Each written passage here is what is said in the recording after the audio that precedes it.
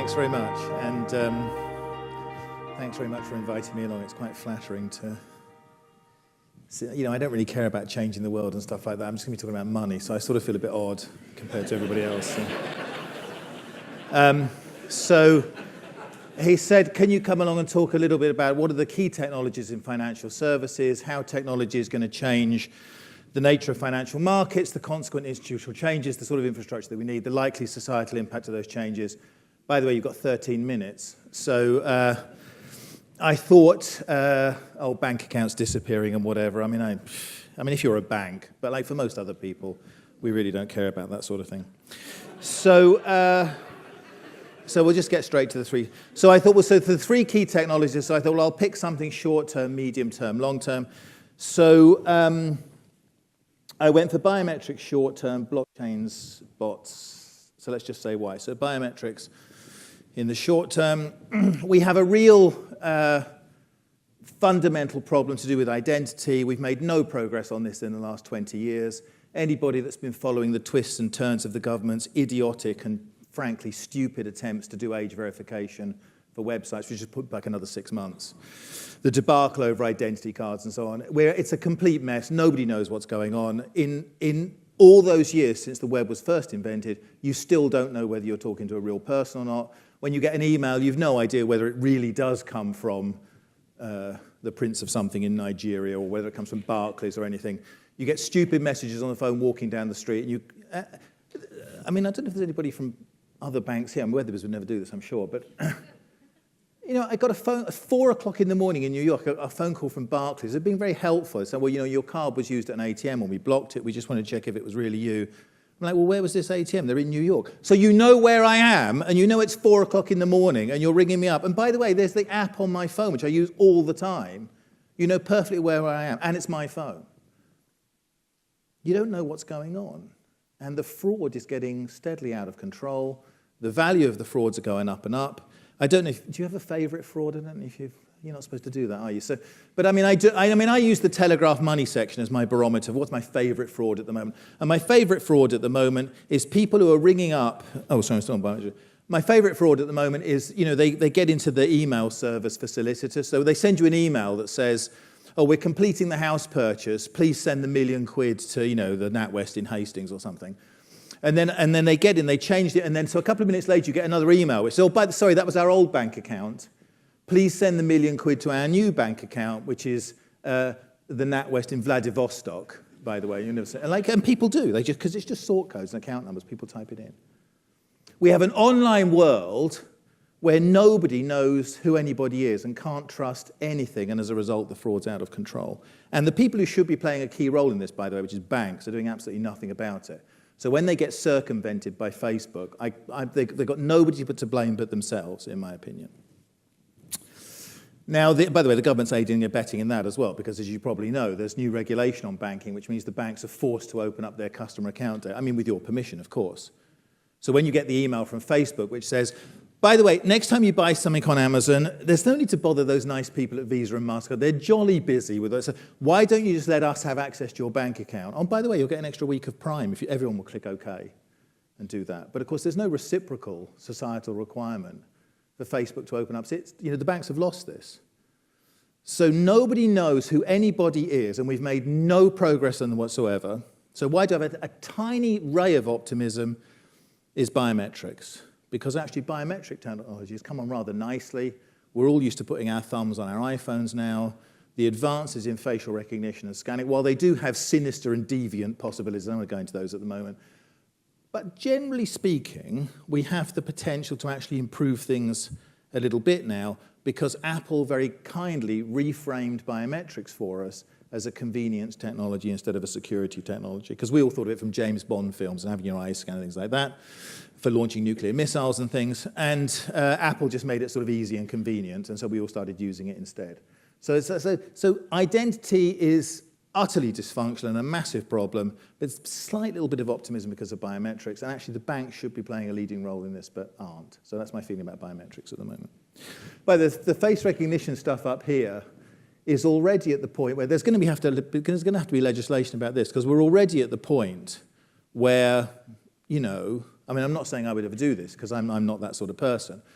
But if I wanted to stalk an attractive woman, I said, just take a quick picture of my phone. It's trivial to do the face scanning and go to Facebook, get all the details. And so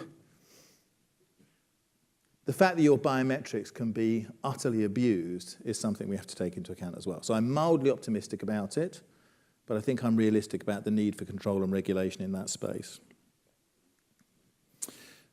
In the medium term, I think the most important technology is going to be blockchain. I'm using this as my code word for shared ledger technologies of various kinds. Don't get too hung up on whether it's actually a chain of blocks or not.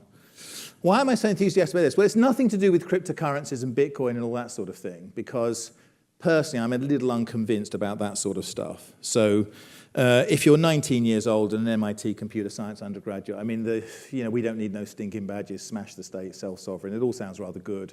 But we all know none of that's going to happen. You're not actually going to overthrow the Federal Reserve with this sort of stuff.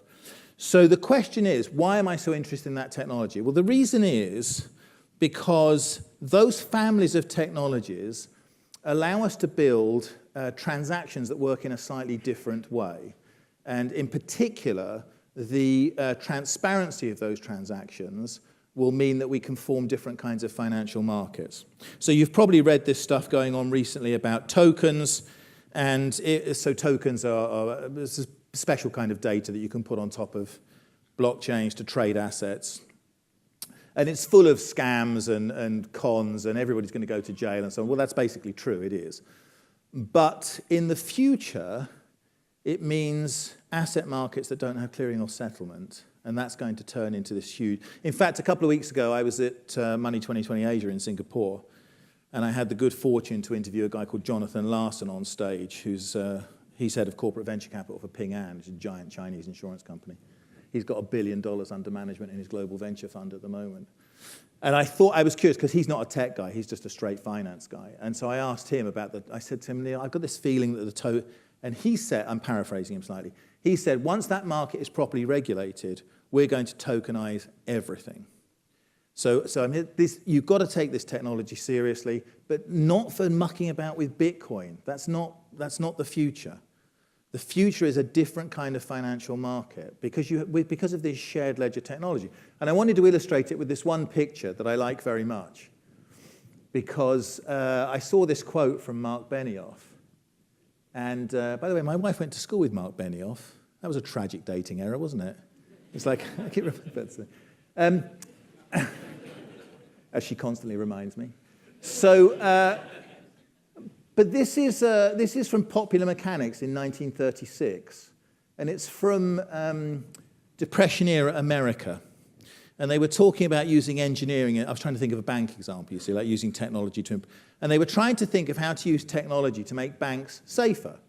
Because in Depression-era America, the number one problem facing banks was bank robberies. And of course, in those days, the banks were robbed by people who didn't work for them, so it had a very different kind of characteristic. And often involved guns and things like that. So, and this guy, he's a very famous architect, actually. So this guy, he said, because people were coming in, we're going to bury the bank underground, and we're going to make it out of concrete and put steel all around the edge and have machine gun towers on the top. And this guy said, no. He said, if you want to make things safer, you need to make the banks out of glass, not concrete. He says, you can't rob a glass bank. Because if you walk in and stick them up inside, everybody walking past can see what's going on and they'll call the cops. And I thought that's a very good metaphor, or is it analogy? No, I can't. Or is it a synonym? That's not the right. I went to a state school, I apologize. So, but it's a very good way of explaining what this technology is going to do. So don't get sidetracked in all of the stuff about Ether and Bitcoin and this sort of thing. This is just speculative nonsense, and it'll work itself out.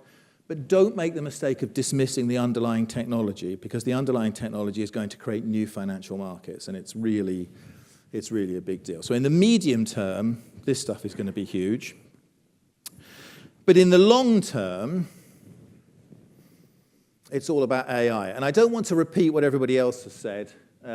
You know, this is John Crichton. This is before he got sacked, didn't he, last week? So he said, we have people behaving like robots, but tomorrow we're going to have robots behaving like people, which he probably didn't clear with the HR department, which I'm sure didn't didn't help his case terribly much.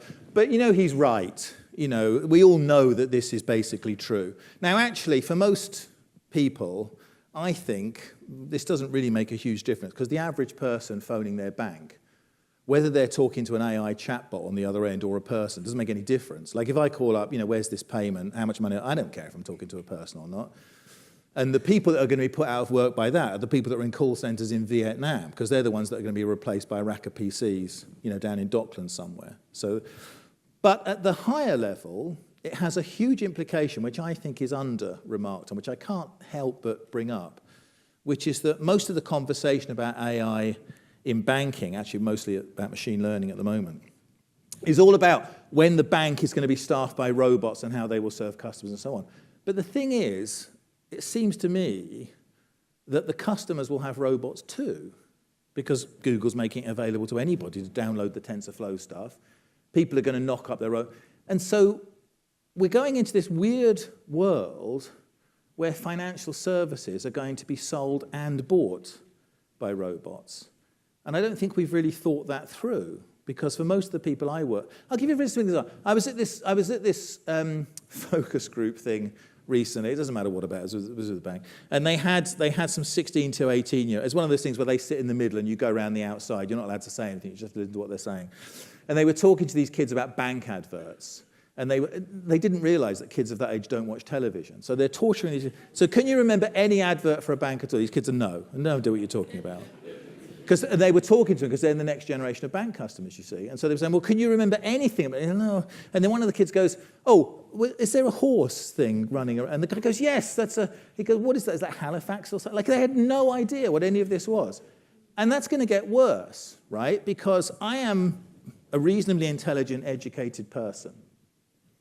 And the most important financial meetings I ever go to are with the pension advisor. That's the most important decision in my entire life. Those are the most important discussions I'm ever involved.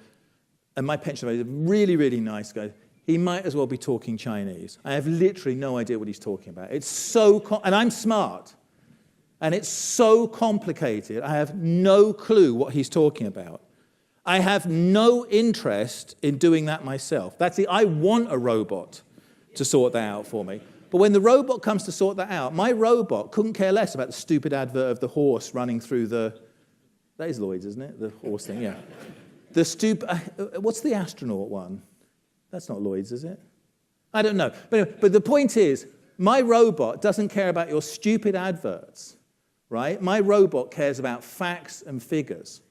My robot can instantly, in a nanosecond, review all of your performance over the last 20 years and look at your... that's a very different financial services world. It's not going to be about this human touch, but it's going to be about robots selling things to other robots. And I don't think we've taken on board what that means for financial services yet. However, I am optimistic about that, because if you put all those things together, right, so if biometrics improve things on the identity side, if the blockchain makes the markets more efficient and more transparent, if AI means that intelligent decisions are being made about finance, finally, which is bad news for most people in the industry, actually, because we rather rely on asymmetric information and global stupidity in order to make money. When all of that goes away, we'll actually have to do something useful for fees, and that could be a very tragic outcome for many people here.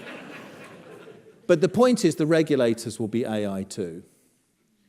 So then we'll be in a market where control of the rules becomes the new sort of battleground, and that will be the new kind of competition we have to think about. So if you want to think about some long-term, really big business to get into, frankly, I think AI regulation is not a bad bet at the moment. Thank you.